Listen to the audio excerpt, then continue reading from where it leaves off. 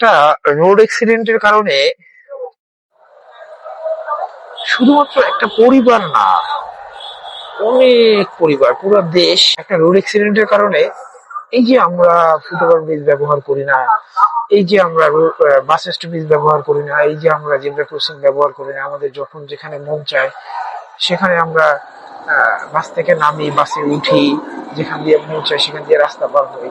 মানে আমরা এতটা বিবেকহীন, মাঝে মাঝে না প্রায় দেখি যে ফুটওভার ব্রিজের নিচ দিয়ে তারা রাস্তা পারাপার হচ্ছে, এবং আমার খুব খারাপ লাগে এই ব্যাপারটা। আমি খুবই চিন্তা করি যে আসলে আমরা কতটা অসচেতন, কতটা বিবেকহীন জাতি।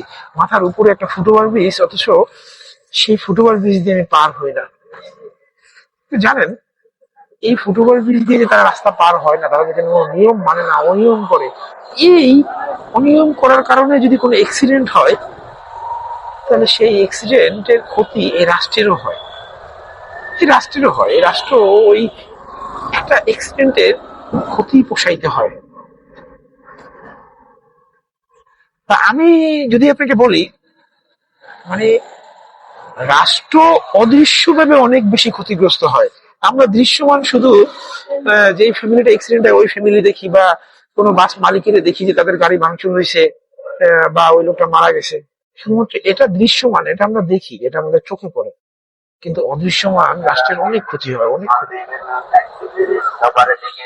রাষ্ট্র অনেক বেশি ক্ষতিগ্রস্ত হয়। মনে করেন, আমি আপনাকে উদাহরণ দেই, তাহলে রাষ্ট্রের ক্ষতিটা হয় এরকম। মনে করেন স্টুডেন্টের এখানে কোনো স্টুডেন্টরা, মনে করেন মেইন রোডের পাশে একদম, ওইখানে ফুটওভার ব্রিজ আছে, আপনার এসকেলেটর করা ফুটওভার ব্রিজ আছে, এসকেলেটর করা একদম। সেই এসকেলেটর করা ফুটওভার ব্রিজ ওটা অনেকেই ব্যবহার করে না, আমি নিজে দেখছি অনেক স্টুডেন্টই ব্যবহার করে না। এখন মনে করেন ওইখান থেকে স্টুডেন্ট রাস্তা পার হওয়ার সময় অনাকাঙ্ক্ষিত ভাবে একটা বাসের সাথে অ্যাক্সিডেন্ট হয়ে একটা স্টুডেন্ট মারা গেল।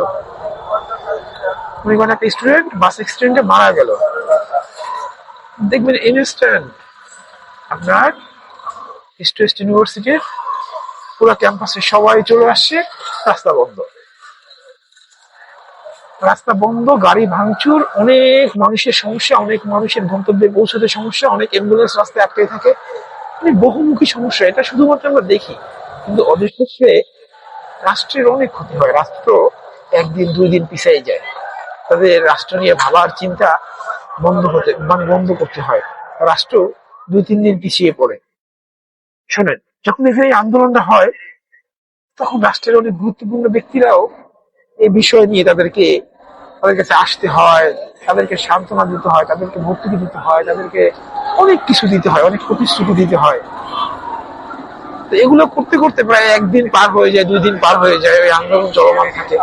আপনি চিন্তা করেন, এই 2 দিন রাষ্ট্র এই একটা অ্যাক্সিডেন্টের সমাধান নিয়ে চিন্তা করতেছে, অ্যাক্সিডেন্ট যাতে কমানো যায় সেই ব্যাপারগুলো নিয়ে চিন্তা করতে রাষ্ট্র, মনে করেন এই অ্যাক্সিডেন্ট নিয়ে চিন্তা করতেছে। কিন্তু যদি অ্যাক্সিডেন্ট না হতো, রাষ্ট্র এই 2 দিনে হয়তো 2 দিন এগিয়ে যেত। মনে করেন রাষ্ট্রের উন্নয়ন নিয়ে ভাবতো, এই 2 দিনে রাষ্ট্রের উন্নয়নমূলক কাজ হইতো। কিন্তু এই একটা অসচেতন অ্যাক্সিডেন্টের কারণে, একটা অনাকাঙ্ক্ষিত অ্যাক্সিডেন্টের কারণে রাষ্ট্রের 2 দিন এই অ্যাক্সিডেন্টের সমাধান নিয়ে ভাবতে হয়েছে, দৌড়াদৌড়ি করতে হয়েছে, স্টুডেন্টদের কাছে আসতে হয়েছে, অমুকের কাছে যাইতে হয়েছে, সমুখের কাছে যাইতে হয়েছে, কত কথা, কত আলোচনা, গোল টেবিল বৈঠক। তা আমি চাই আপনারা সবাই ফুটওভার ব্রিজ ব্যবহার করবেন, জেব্রা ক্রসিং ব্যবহার করবেন, বাস স্টপেজ ব্যবহার করবেন, অনাকাঙ্ক্ষিত অ্যাক্সিডেন্ট থেকে নিজেকে রক্ষা করবেন, এবং অদৃশ্যমান রাষ্ট্রের যে ক্ষতি সেগুলো থেকে রাষ্ট্রকে রক্ষা করবেন। সবাই ভালো থাকবেন, সুস্থ থাকবেন।